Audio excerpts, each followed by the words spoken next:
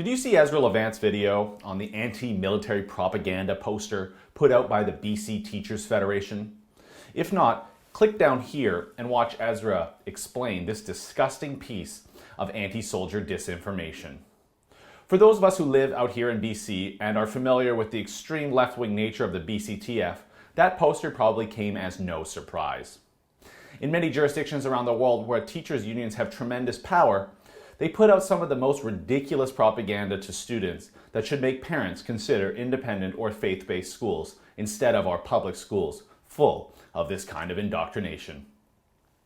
What was interesting, however, was shortly after Ezra's piece and a few other media stories on the BCTF support for anti-recruitment efforts and white poppies on Remembrance Day, almost all of the posters and information was scrubbed from the BCTF's website. But I did some digging and found two other completely loony, far left-wing propaganda posters that show you just how bad some of the indoctrination of our children is getting. Let's first start with this one here. Something like this looks pretty familiar to me, even from back when I was in elementary school, something promoting world peace. But in this case, this poster just has some strange things written on it, like, "Peace and global education begins with me." Okay, that's some serious virtue signaling, but pretty harmless so far. But then comes this bizarre David Suzuki quote. "We're a giant car heading towards a brick wall, and everyone's arguing over where they're going to sit." Oh, I'm sure David Suzuki isn't arguing where he'll be sitting, probably first class as he jets around the world telling us how terrible we are and that Canadian mining companies are disgusting or whatever he's on about lately. But anyway, flip it over and the real propaganda begins. Now, I won't go through it all, but we will post these documents in the story below if you want to read through it completely yourself.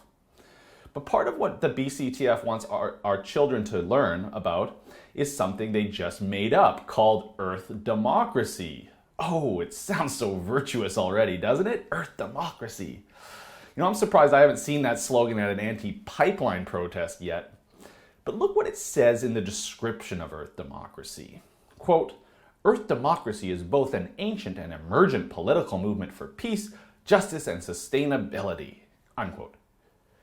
An emergent political movement, eh? Then how come I've never heard of it? Yeah. But that poster wasn't even the most loony thing I found on the BCTF site. Now, I'm not sure all members agreed or you're even aware about this poster, but it gives you a sense of just how radical union management and ideology is. This poster reads, "Killer Coke." And no, it's not a drug awareness poster, but instead, as you can see, some kind of strange sign of solidarity with unionized workers in the country of Colombia who were in a dispute with a Coca-Cola bottling company who allegedly supported Colombian paramilitary members who allegedly murdered some union workers. Well, you know, Colombia's history is bloody, and the past 25 years are no exception, so you know, I don't even know what's going on with this poster, but I do believe there actually was a peace agreement finally reached just the other day in Colombia. But how ridiculous and fanatical does the BCTF have to get to instruct their members to teach our kids about a labor dispute during what is basically a civil war in Colombia, and how that means they should boycott all Coca-Cola products? Anyway, I'm pretty sure most elementary schools in the province have banned soft drinks and soda sales as part of trying to make kids healthier, and I totally get that. You know, that's rational and somewhat reasonable. Unlike this attempted boycott or whatever they're trying to promote, pushing Coca-Cola labor disputes and paramilitary actions in Colombia.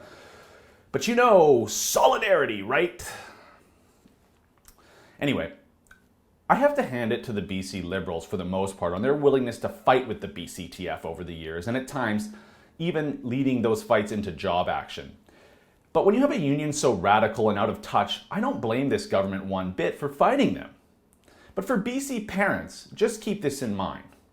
I know not everyone can afford a faith-based or independent school, but it's important that parents of public school students talk to their kids about whatever loony left-wing BCTF propaganda comes out next. For the Rebel.media, I'm Christopher Wilson.